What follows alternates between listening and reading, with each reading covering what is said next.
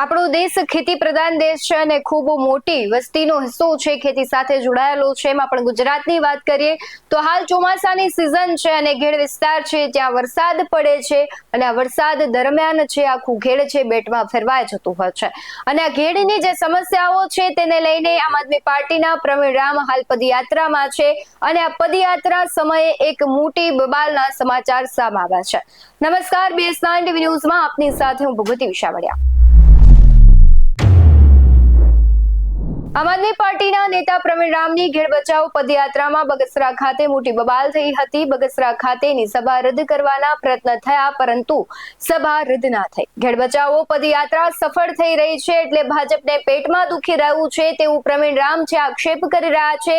ત્યારે બગસરાની પ્રવીણ રામની ઘેડ બચાવો પદયાત્રામાં મનોજભાઈ સુરઠિયા અને બ્રિજરાજ સોલંકી હાજર રહ્યા હતા। ત્યારે આપ નેતા પ્રવીણ રામની ખેડૂતો માટેની પદયાત્રાને ભાજપ છેલ્લા 3 દિવસથી રોકવાનો પ્રયત્ન કરી રહી છે। રાત્રિ રોકાણ રદ કરાવી રહી છે।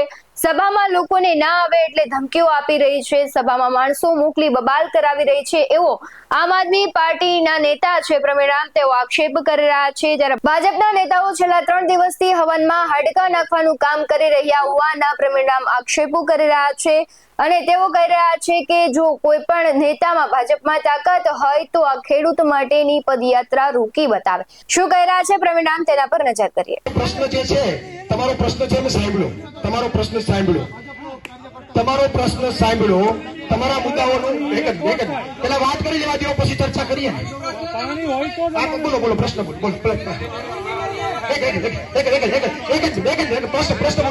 બોલી લો।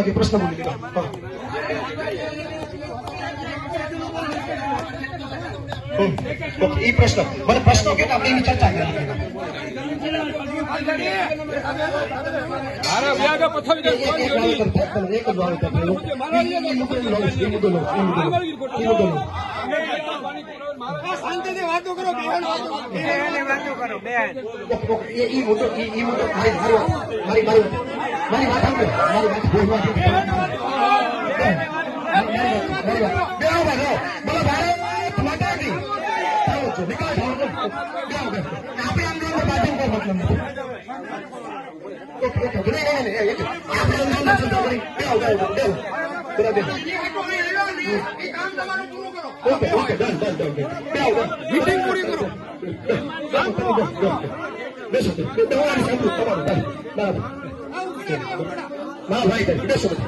તમારો મુદ્દો લઉં છું, બરોબર લઉં છું એમાં એક્શન આપણે અંદર ચર્ચા કરી એટલા માટે મતલબ નથી કે આપણે ઉપર થયા આપણે બધા બેસી બેસો અને આપણે બેસી જાવ આપણે બેસી મિત્રો જે વાત લઈને આવ્યા છીએ આપણે સાંભળીએ। નમસ્કાર। આજે ખૂબ જ મહત્વપૂર્ણ અને સમગ્ર ગુજરાતની જનતાને લાગુ પડતી એક વાત કરવી છે કે મારા દ્વારા એક મુદ્દો ઉપાડવામાં આવ્યો હતો થોડા સમય પહેલા કે 112 જનરક્ષકના પાયલોટો સાથે કેવી રીતે પાકિસ્તાનીઓ જેવો વ્યવહાર કરવામાં આવ્યો છે। આજે આ યુવાનો વિરોધી માનસિકતા ભારતીય જનતા પાર્ટી ધરાવે છે એ સાબિતી આજે આ વિડીયો દ્વારા હું આપ સૌને આપીશ કે કેવી રીતે ફેબ્રુઆરીમાં જનરક્ષકના 1200 પાયલોટોની ભરતી કરવા માટેની પ્રક્રિયા શરૂ કરવામાં આવી। એ લોકોને ઇન્ટરવ્યુ લેવામાં આવે, એ લોકોને સર્ટિફિકેટ આપવામાં આવે, પરંતુ 7-7, 8-8 મહિના સુધી એ લોકોને ઓર્ડર આપવામાં ના આવે। ત્યારે આમ આદમી પાર્ટી દ્વારા ખૂબ જ મજબૂતાઈથી અવાજ ઉપાડવામાં આવે અને ત્યારે આ 1200 માંથી 900-1000 જેવા પાયલોટોને ઓર્ડર આપવામાં આવે અને હજી પણ ઘણા પાયલોટો એવા છે કે જેમને ઓર્ડર આપવામાં નથી આવ્યા। હા, મહત્વની વાત એ છે કે આ તમામ લોકોને કોન્ટ્રાક્ટ પર ભરતી કરવામાં આવી છે એટલે કે 11 મહિનાની નોકરી આ લોકોને કરવાની છે। ત્યારે આજે અમુક લોકો એવા છે કે જેમને 9-9 મહિના સુધી તો હજી ઓર્ડર જ મળ્યા નથી, એમની નોકરી શરૂ જ નથી થઈ। ત્યારે જો એમને હવે ઓર્ડર મળશે તો 3 મહિના બાદ એમનો કોન્ટ્રાક્ટ પૂર્ણ થઈ જશે। ત્યારે આજે સરકારને કહેવા માંગીએ છીએ કે જનરક્ષકની સુવિધાની અંદર ક્યારેક કોન્ટ્રાક્ટ પર ભરતી ના આવવી જોઈએ, આની અંદર કાયમી ભરતી આપવામાં આવે।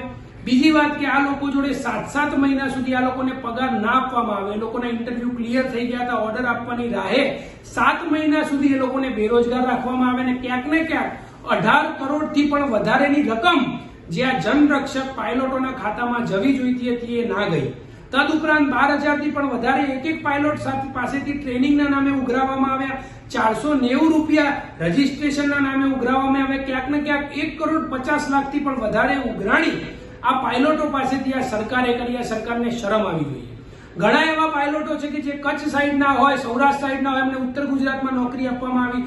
એક તો કોન્ટ્રાક્ટ પર તમે નોકરી આપો, તદુપરાંત આટલા બધા દૂર પોતાના ઘરથી એ લોકોને તમે નોકરી આપો. 20,000ના પગારમાં, 22,000ના પગારમાં કેવી રીતે કોઈ પોતાનું જીવન ગુજારશે? આ સરકારે સમજવાની જરૂર છે.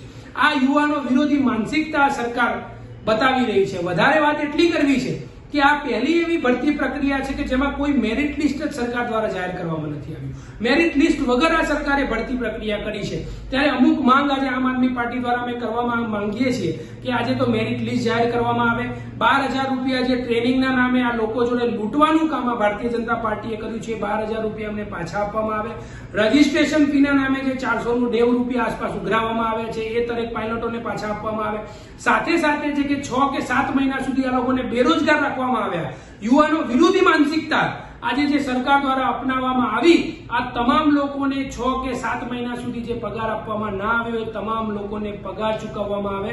આવી માંગણી આજે આમ આદમી પાર્ટી દ્વારા અમે કરવા માંગીએ છીએ. આજે આ તમામ યુવાનો એ ગુજરાતીઓ છે, આ તમામ યુવાનો એ ગુજરાતના છે, અને આ તમામ યુવાનો સાથે જે પાકિસ્તાનીઓ જેવી હરકત ભારતીય જનતા પાર્ટી કરી રહી છે, એમને પાકિસ્તાનીઓ જેવા વ્યવહાર આજે ભારતીય જનતા પાર્ટી કરી રહી છે, એનો તદ્દન અમે વિરોધ કરીએ છીએ. આમ તો છેલ્લા ઘણા સમયથી ઘેરનો આ મુદ્દો છે તે સતત ચર્ચાઓ છે. પછી અર્જુન મોઢવાડિયા હોય, કુંવરજી બાવળિયા હોય કે પ્રવીણ સતત આ મુદ્દે લડી રહ્યા છે.